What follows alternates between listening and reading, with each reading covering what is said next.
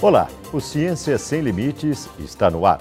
Ele tem o objetivo de mostrar e demonstrar pesquisas e pesquisadores da universidade. No programa de hoje, recebemos a visita do professor Dr. Aguinaldo Robson de Souza, do Departamento de Química da Faculdade de Ciências do campus de Bauru. Prazer em tê-lo aqui, professor. Prazer é todo meu. Muito bem-vindo. Obrigado. Conte para nós a sua trajetória acadêmica, graduação, mestrado, doutorado, se tem um pós-doc, em que área que o senhor atua. Claro que já falamos que o senhor é do Departamento de Química. Certo. Bom, eu fiz minha graduação, um bacharelado em Química, pela Universidade Estadual Paulista, Unesp, no Instituto de Química lá de Araraquara, né? E terminei a graduação em 84, né? Depois eu fui fazer o meu mestrado na Universidade de São Paulo, no campus de São Carlos. Terminei em 85, né? E fui fazer depois o meu doutorado também na mesma instituição, Universidade de São Paulo, Instituto de Química também lá de São Carlos. Terminei em 92, né? E aí em 95 fui fazer um estágio de pós-doutorado na Universidade da Califórnia, em San Diego, nos Estados Unidos. Sempre voltado para o tema de simulação computacional em Química. Agora, quando que o senhor ingressou na Universidade Estadual Paulista? Quando que o senhor veio fazer parte dos quadros aqui da Unesp? Certo. Bom, eu fui contratado aqui no Departamento de Química. Aliás, eu fui o primeiro docente a ser contratado por concurso aqui no Departamento de Química em 1989. A gente dava aula aqui, eu fazia as pesquisas lá em São Carlos, né? E viajava, então, toda semana para São Carlos, Bauru, São Carlos, Bauru. E como é que foi essa experiência? É bastante árduo, né? Quando você tem que se deslocar por alguns quilômetros, enfim, distância, estrada. É um tanto cansativo, professor? Sim, é um pouco cansativo, né, João? Mas tem uma recompensa, né? De você obter seu título, desenvolver as pesquisas, chegar nos resultados que eram os objetivos iniciais, né? Então isso tudo compensa no final, né? E pós-doc no exterior? Como é que é fazer pesquisa num outro país? Bom, é uma experiência que eu aconselho, né, os nossos ouvintes, né, que porventura possam ter essa oportunidade de conseguir um estágio no exterior, onde você vai ter, então, contato com outras abordagens metodológicas na ciência, né, outros laboratórios, né. Pra você ter uma ideia, eu, quando estava lá em San Diego, né, nos Estados Unidos, eu assistia palestras, assim, quase todo mês com alguns prêmios Nobel de Química, de Física, de Matemática, de Computação, né? Além, é claro, da possibilidade do contato com uma outra cultura, né? Você vivenciar os costumes de outros povos, você se acostumar, né, ao dia a dia, não somente da pesquisa, né, mas o dia a dia mesmo, né, das suas tarefas diárias, né? Isso é muito, muito interessante. Agora, trabalha-se bastante, né, professor? Trabalha-se bastante. Você tem que se dedicar muito ali. Você tem um tempo, né, João? Por exemplo, no meu caso, eu fiquei em 1995. Então, eu tinha esse tempo para poder desenvolver minhas pesquisas. Eu fui com uma bolsa da Fundação de Amparo à Pesquisa do Estado de São Paulo, a FAPESP, né? E nesse prazo, então, eu tinha de desenvolver o que eu tinha proposto, né? Eu fui desenvolver pesquisas lá, trabalho com simulação computacional, depois a gente vai falar um pouco, né? Claro. Sobre proteínas, né? Esse foi o tema que eu desenvolvi. E depois, então, quando eu voltei para o Brasil, eu estava aqui já na Unesp, né?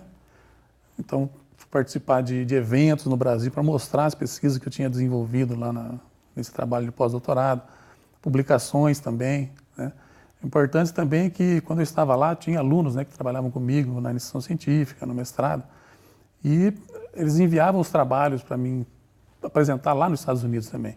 Então foi uma experiência muito interessante. Agora, tem muita diferença entre Estados Unidos e Brasil em termos de desenvolvimento, em termos de pesquisa, em termos de um país desenvolvido, ou o Brasil de 95 até hoje também evoluiu nesse aspecto? Eu acredito que evoluiu bastante, João. Por exemplo, nos indicadores de produtividade científica, de quantidade, o Brasil está em 13º lugar, em quantidade de artigos científicos, né, que estão nas principais bases de dados, né, de ciência. Então o Brasil evoluiu bastante mesmo. Perfeito. Agora o senhor também dá aula para graduação, né? Dou aula na graduação. Podia dar um aspecto geral, enfim, a Sim. Graduação da Faculdade de Ciências, dá aula em Química, Física e algum outro curso? Então eu dou aula no curso de licenciatura plena em Química, que agora também é um curso de bacharelado também, né? Então dou cursos As disciplinas que eu ministro no departamento de Química são Química Geral, para o primeiro ano, né? Físico-Química, né? E Laboratório de Físico-Química, né? Eu também ministro disciplinas na área de ensino, que é instrumentação para o ensino de Química, né? E também ministro algumas disciplinas optativas, como Química Computacional, né? E Introdução à Química de Materiais também. São duas disciplinas que também eu ministro. E também ministro lá no Departamento de Física, né? Atualmente estou ministrando a disciplina Físico-Química, os alunos da Física, né?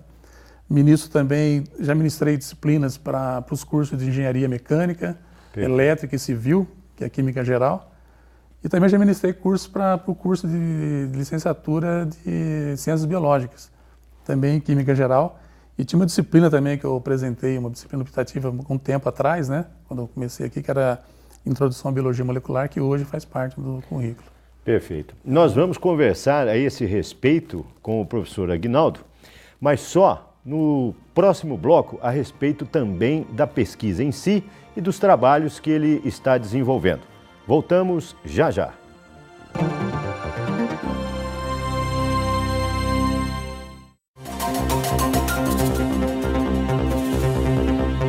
Ciência Sem Limites está de volta. Hoje recebendo o professor Dr. Aguinaldo Robson de Souza, Departamento de Química da Faculdade de Ciências. Se você quiser contactar o professor, basta enviar um e-mail arobso@fc.unesp.br. Professor, o senhor falou um pouco sobre ensino em graduação, mas nós sabemos que o senhor é credenciado em 2 programas de pós-graduação, Pós-Mate e Ensino de Ciências. Isso mesmo. Conta pra gente como é que está o nível desses programas e como é que o senhor ministra disciplinas em 2 programas com áreas tão diferentes, mas a sua formação condiz às 2 áreas, né? As 2 vertentes dos programas, né? Sim. O que tem em comum essas 2 áreas, né, onde eu desenvolvo as pesquisas, é a utilização da ferramenta computacional. Então, tanto no ensino de ciências como no pós-mate, eu utilizo computadores para desenvolver as minhas pesquisas. E os 2 programas estão bem avaliados, né? Sim, estão muito bem avaliados. O programa de ensino de ciências, né, Educação para a Ciência, é um programa pioneiro no Brasil, né? Então ele tem a nota máxima hoje na CAPES, né, que é o órgão que credencia, né, e vê a qualidade dos programas de pós-graduação no Brasil, que é a nota 5. Né? Eu estou no programa desde o início, ajudei a montar esse programa também de ensino de ciências, né? E desenvolvo pesquisas então nessa área de simulação computacional. Já no pós-mate eu também estou desde o início nesse programa, né? Oriento nos 2 mestrados e doutorados, né? E também é um programa que está com nota 5, né? E pretendemos chegar a uma nota 6 e, quiçá, talvez também a nota 7, né? Que é o máximo. Então comece a contar para nós sobre as suas áreas de pesquisa, que são, já disse aí várias vezes, até em blocos anteriores, né, como simulação computacional e ensino de ciências. O que o senhor quer falar primeiro? Bom, podemos falar então inicialmente sobre o ensino de ciências, né, a utilização de computadores no ensino de ciências. É uma área que a gente trabalha há algum tempo já, né, desde que nós entramos no programa de pós-graduação. Tem um grupo de pesquisa credenciado no CNPq. E aí, o que nós estamos vendo aí? Bom, nós estamos vendo, primeiramente, um software que nós desenvolvemos no meu grupo de pesquisa, que fala sobre, então, que demonstra sobre os isótopos dos átomos na natureza, né? Todo mundo sabe que a natureza é feita de átomos, de moléculas, né? Nesse caso, aí, um software que nós desenvolvemos junto com o professor Wilson Onashiro, do Departamento de Computação, nosso grupo de pesquisa. Então, nesse software especificamente, você observa os isótopos dos átomos que nós encontramos na natureza. Perfeito. E esse software, ele é disponibilizado para quem? Para as escolas? Sim, esse software foi desenvolvido através de um edital. Nós submetemos um projeto, um edital do MEC, do Ministério da Educação e Cultura. Por 2 anos nós fomos contemplados para desenvolver esse projeto. Então nós tínhamos uma equipe que desenvolvia esse material, ainda desenvolve, que é formado então por mim, coordenador na área de Química, o professor Onashiro da área de Computação, né? E o professor Marcos Américo da FAAC na área de Design e outras coisas relacionadas, né, à parte de Design. Nós tínhamos também uma equipe formada por 10 estudantes da área de Química, computação e também do pessoal de design, que desenvolvia esse software. Esse material está disponibilizado num site do Ministério da Educação. Então, todos os softwares que nós desenvolvemos é de domínio público. Tá, e quem quiser entra lá, pode baixar, pode... E a finalidade do software para aqueles que utilizam, qual é? Bom, a finalidade é buscar com que essa ferramenta computacional seja efetiva na sala de aula. Esse que é o grande desafio, né? É claro que nós sabemos que a gente nunca vai suprir 100% as necessidades dos professores na sala de aula, mas esses softwares foram desenvolvidos tendo como primeiro objetivo o professor e o estudante na sala de aula. Então, esse software, é claro que não veio somente da nossa cabeça, esse software, né? Nós fizemos consultas às salas de aulas, né? Esses materiais são resultados de teses de doutorado e dissertações de mestrado. E também nós buscamos as soluções em teses ou trabalhos já publicados no Brasil e no exterior para desenvolvimento do software, né? Perfeito. E os professores têm correspondido com o software? Eles sabem manusear, eles sabem disponibilizar, eles sabem transmitir essa informação aos alunos? Esse ainda é um grande desafio, né, no Brasil, né? Porque às vezes os professores da graduação não estão tão bem preparados quanto os de nível, né, os professores de nível universitário. Acontece isso? Esse realmente a gente enxerga isso na sala de aula. Isso realmente é um grande desafio ainda, você ter essa capacitação dos docentes para o manuseio desse tipo de material. A gente vê que está tendo uma evolução muito boa, né? As pessoas realmente os professores estão dando download desses programas no site do MEC, então a gente tem uma estatística de uso desse material, não só do Brasil, mas do exterior também. Nós já tivemos alguns outros professores, né, enviando sugestões de melhorar algum aspecto do software, né? Tivemos também um software também da área de simulação em matemática também. Nós desenvolvemos alguns softwares junto com a professora Emília, do Departamento de Matemática, e com um aluno de graduação, de mestrado, né? Até ele foi convidado para dar alguns cursos aqui em alguns países da América Latina, né? Esse software, nós temos assim, um acompanhamento dele no mundo inteiro. Então, pessoas da Europa dão download nesse software, dos Estados Unidos, até da Ásia também. Então, você vê que hoje está bem disponibilizado esse tipo de material. Perfeito. Agora tem também a outra parte, que é simulação computacional. Isso. Ciências Sem Limites de hoje recebe o professor Aguinaldo Robson de Souza, Departamento de Química. Nós vamos para um breve intervalo, voltamos já já para explorar as pesquisas que ele desenvolve no campus de Bauru da Unesp. Voltamos já.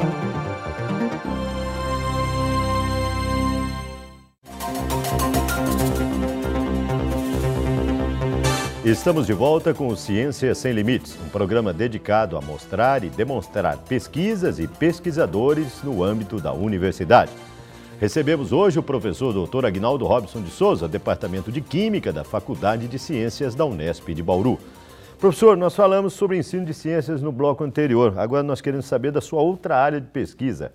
Simulação computacional, é isso? É isso mesmo, João. Dá uma explicação para a gente. Certo. Bom, simulação computacional, vou fazer aqui uma explanação, talvez fique mais claro, é o seguinte: imagina que você tem aqui, então, os laboratórios, como todo mundo conhece, onde tem lá os tubos de ensaios, os reagentes químicos, né, os bicos de Bunsen, aquecendo as substâncias e tal. Como se diz, aquela parafernália na área de química. Parafernália de química lá. Fica até bonito aquela vidraria, né? O que eu faço até desse lado aqui, que é o seguinte: a simulação computacional, ela dá suporte a esses experimentos que são feitos nesse outro laboratório. Que eu falei para vocês, tem os reagentes e tal, né? O que nós buscamos, então? Buscamos uma complementação desses dois estudos. Então, se o pesquisador, por exemplo, naquele laboratório tem alguma dúvida sobre a constituição atômica molecular do que ele está desenvolvendo, desse lado aqui, através da simulação computacional, que é manejando equações químicas, equações matemáticas também, nós podemos dar algumas respostas para esse pesquisador que está naquele laboratório. Então, só para o telespectador entender, muitas vezes você tem um laboratório, você tem a reação, a ação, a reação, mas você não tem a imagem.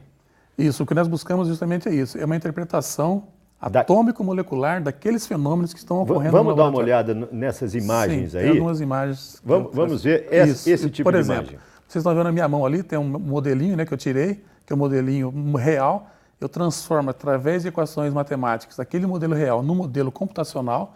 Então eu vou estudar as propriedades químicas e físicas dessa molécula. O que nós estamos vendo aí, professor? Essa molécula é uma molécula de alanina, que é um aminoácido que nós temos no nosso corpo, né?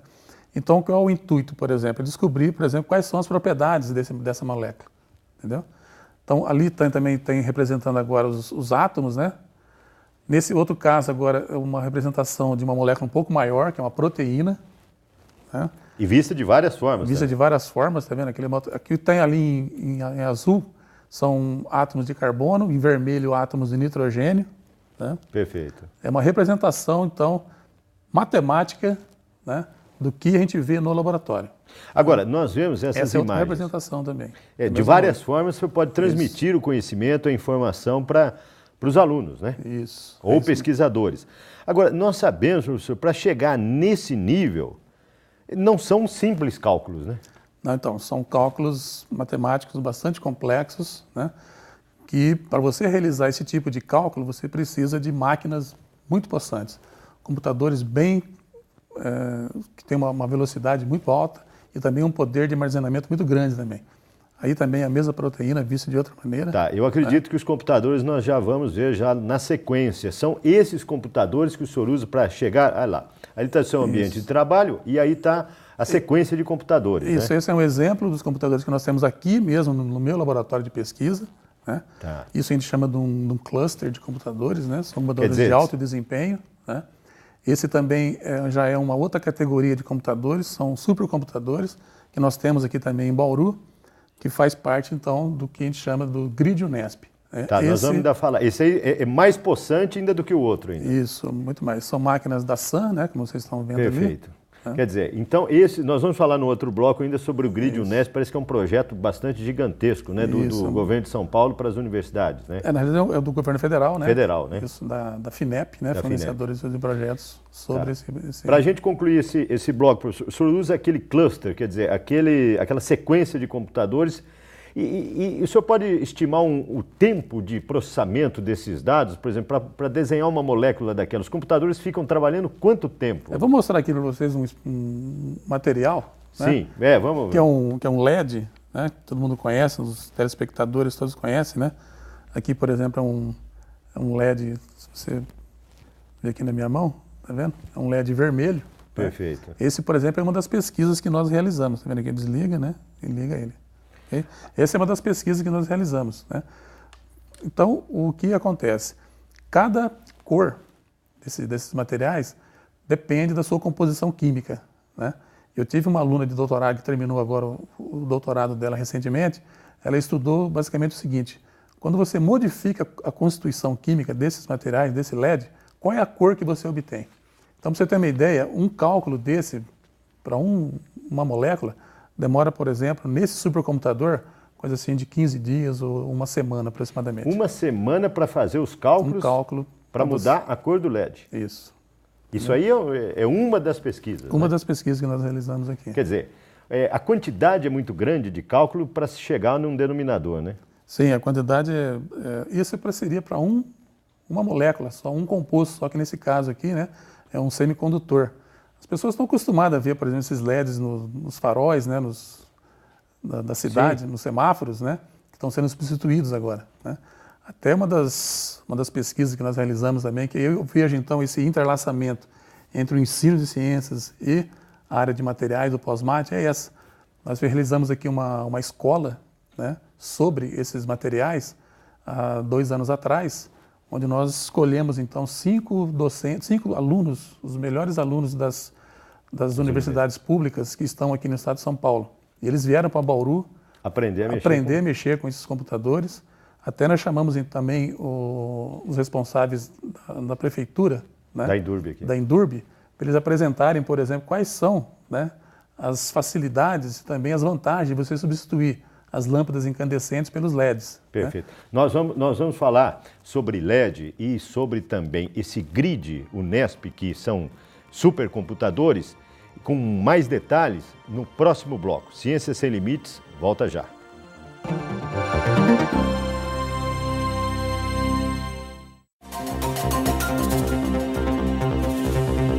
Ciências Sem Limites está de volta.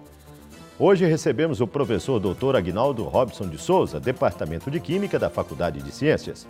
Se você quiser contactá-lo, basta enviar um e-mail para arobson, sem o N, @fc.unesp.br ou acessar www.fc.unesp.br. Professor, o senhor estava explicando sobre LED, né? Vamos falar para os nossos telespectadores a importância do LED em termos tecnológicos e no nosso dia a dia. Ele já se tornou um elemento extremamente corriqueiro, né? Sim, os telespectadores podem, por exemplo, quando eles saírem do primeiro passeio de carro, né? No primeiro semáforo, ele vai ver já as lanternas de carro hoje em dia são de LED. As lanternas de carro também já tem de LED, né? E uma das vantagens, por exemplo, da Indurb é uma economia muito grande. Por exemplo, eles têm, quando você tem uma chuva, uma tempestade, tem umas visitas que eles chamam, né? A esses locais para trocarem as lâmpadas, né? Para fazer a manutenção. Quando eles mudaram para LEDs, essas visitas se tornaram muito assim, muito escassas, entendeu? Não precisa mais porque porque o LED ele tem um tempo de vida útil muito grande, né? É uma lâmpada que também não gera calor, né? Não tem formação, não tem desperdício por calor, né? E é usado também em medicina também, né? Por exemplo, tratamento de alguns tumores é utilizado já LED também. Perfeito. Então o LED tem assim uma abrangência muito grande na nossa sociedade. Né? E essas pesquisas, esses desenvolvimentos, né, de produtos gerados em software para mudar a cor do LED, são usados esses computadores que nós vimos em imagens anteriores. Para fazer a previsão de que cor você teria se você substituísse, por exemplo. Se você imagina ter um átomo, imagina a constituição química desse material. Imagina você substituir um desses átomos e colocar um outro. Um exemplo do LED azul, ele é formado... Que demorou muito tempo para se conseguir. Né? Esse foi o santo grau, né? Foi um japonês que conseguiu, né, a cor azul do LED. Cor azul do LED. Né? Pouca gente sabe disso. Né? Pouca gente sabe. Demorou-se muitos anos, né, para conseguir a cor azul do LED. A cor azul do LED ele é feito de um material que chama nitreto de gálio. São dois elementos químicos. O gálio, que é um elemento um pouquinho, não é muito corriqueiro, mas o nitrogênio é o ar que nós respiramos, tem nitrogênio. Então imagina você tem lá uma constituição química desse material, que é o nitreto de gálio. Imagina você substituir um desses átomos de gálio e colocar, por exemplo, manganês lá. Muda toda a cor. Você muda a cor do material. Agora, para se chegar nisso, são usados esses supercomputadores. O que é o GRID Unesp? Porque o senhor faz parte dessa rede também, né? Sim, o GRID Unesp é coordenado pelo professor Sérgio Novaes, do Instituto de Física Teórica de São Paulo, né, da Unesp, né? Mas eu estive também desde o início na implantação das primeiras ideias, que era o professor Macari, que ainda era o reitor da Unesp na época. Então nós fizemos vários simpósios, vários workshops. O primeiro workshop foi aqui em Bauru, inclusive, onde nós apresentamos as primeiras ideias de como a Unesp poderia adquirir um supercomputador para alavancar suas pesquisas nessa área. Né? E conseguiu? Conseguimos um financiamento da financiadora de estudos e projetos, que é o FINEP, que é ligado ao MCT, o Ministério da Ciência e Tecnologia. É um órgão federal? É um órgão federal. Está avaliado em quanto esse supercomputador? Esse computador, bom, se você... O projeto, e foi aprovado em 2008. Se você fazer a correção hoje, eu não sei quanto teria, mas em 2008 foi 4,1 milhões, né, de reais. Então, é um projeto assim, na época, né, foi um dos maiores projetos individuais para as universidades públicas no Brasil. Tá. E esses computadores beneficiam só a Unesp ou outras universidades? Beneficia exclusivamente os pesquisadores da Unesp. Mas é claro que nós temos colaborações no Brasil e no exterior. Por exemplo, eu tenho colaboração para o desenvolvimento de estudo da cor desses materiais LEDs com a Universidade Jaime I, na Espanha, até onde eu estive em 2012, fazendo um estágio lá no ano passado. Né? Temos também colaborações com a USP, e temos colaboração com a Unicamp também. Perfeito. Né? Então, são várias áreas de pesquisa. É um grande feito para a universidade ter esse equipamento instalado em São Paulo e interligado entre as unidades. Né? Sim, são 7 campos da Unesp que estão interligados por o GRID Unesp, e em São Paulo tem o GRID Unesp Central. Então aquela máquina que vocês viram mexer naquela máquina SAM, lá em São Paulo tem 12 máquinas igual a essa. Interligadas. E tem uma capacidade computacional. Eu acho que nós vamos chamar o senhor para falar só sobre o GRID, sobre essas pesquisas. Nosso tempo está chegando ao fim, professor. Nós queremos que o senhor fale sobre o senhor é presidente da comissão de pesquisa aqui do campus de Bauru. Sim, estou exercendo agora a minha atividade como presidente da comissão de pesquisa da UFC. O que é a comissão de pesquisa? A comissão de pesquisa, João, é uma comissão que assessora a congregação da faculdade, que é o órgão máximo de deliberação dos projetos e de atitudes também envolvendo a Faculdade de Ciências. Na comissão de pesquisa, então, a gente gerencia, por exemplo, os intercâmbios internacionais, as bolsas, as prestações de contas dos docentes, auxilia também na publicação de artigos científicos para, por exemplo, a tradução para outra versão, por exemplo, em inglês, ou alemão, ou espanhol. Entendi. São várias atividades que nós desenvolvemos na comissão de pesquisa. Nós vamos chamar o senhor para falar sobre comissão de pesquisa, sobre grid, enfim, professor, muito obrigado pela sua presença, prazer em tê-lo aqui no Ciência Sem Limites. Viu? Eu que agradeço e também parabenizo você pelo seu programa. Muito obrigado. Hoje nós recebemos o professor doutor Aguinaldo Robson de Souza. Para contactá-lo, você pode me enviar um e-mail arobson, sem o n, @fc.unesp.br ou www.fc.unesp.br. Ciência Sem Limites termina por aqui e volta na semana que vem com uma nova pesquisa, um novo pesquisador. Até lá!